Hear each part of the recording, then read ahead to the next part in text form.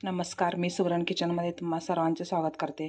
आता हिवाळा चालू झाला आहे. हिवाळ्यात भरपूर प्रमाणात पालेभाज्या फळभाज्या मिळतात. तर हरभऱ्याची भाजी ही हिवाळ्यातच मिळते, इतर वेळेस ही भाजी मिळत नाही.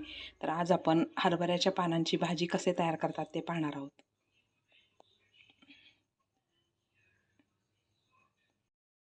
ची भाजी बनवण्यासाठी मी अर्धा पावशेर हरभऱ्याची भाजी स्वच्छ निवडून घेतलेली आहे.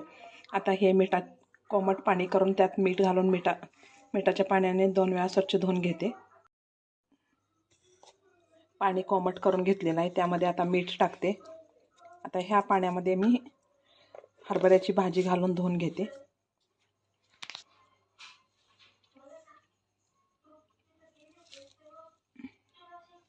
आता ही भाजी घालून 2 वेळा स्वच्छ धुवून घेते.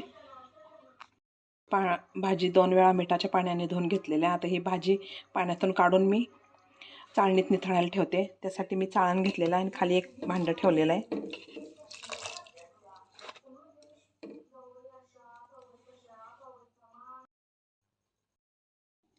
हरभऱ्याच्या पानांची भाजी करण्यासाठी मी हरभऱ्याची पाने स्वच्छ निवडून मिठाच्या पाण्याने 2 वेळा धुवून घेतलेलं आहे. बारीक कुटलेलं लसूण, थोडेसे शेंगदाणे बारीक कुटून घेतलेले आहेत, हिरवी मिरची, मुगाची डाळ घेतलेली आहे. त्यामध्ये घालण्यासाठी मुगाची डाळ भिजत घातलेली आहे. आता आपण भाजी करून घेऊयात.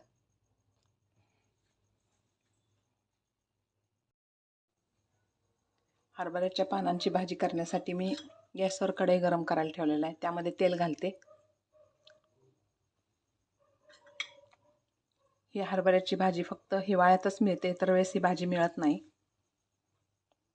तेल गरम झालेलं आहे, त्यामध्ये थोडीशी मोहरी घालते. मोहरी तडतडल्यावर जिरे घालायचं आहे, नाहीतर मोहरीचा कडवटपणा तेलामध्ये उतरतो.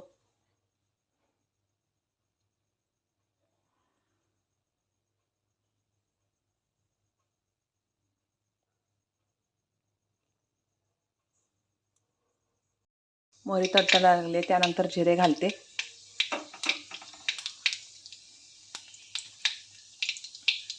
त्यानंतर हिरवी मिरची, लसूण, शेंगदाणे सर्व घालून 2 मिनटं परतून घेते. हे सर्व त्यानंतर भिजवलेली मुगाची डाळ घालते यामध्ये.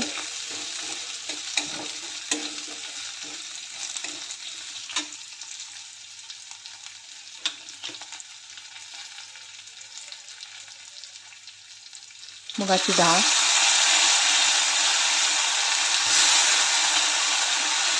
डाळ, घालून 1-2 मिनटं परतून घेऊया.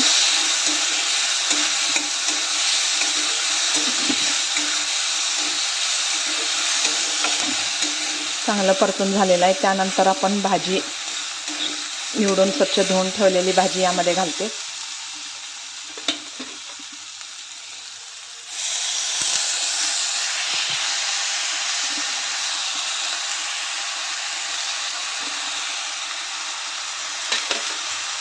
भाजी घालून चांगलं परतून घेऊया.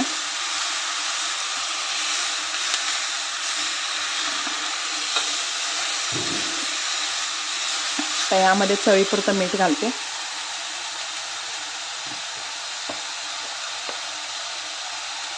चवीपुरतं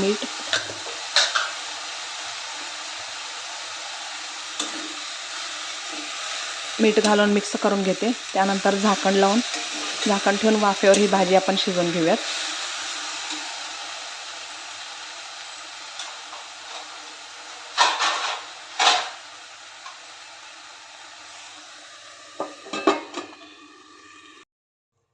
हरभऱ्याच्या पानांची भाजी तयार झालेली आहे.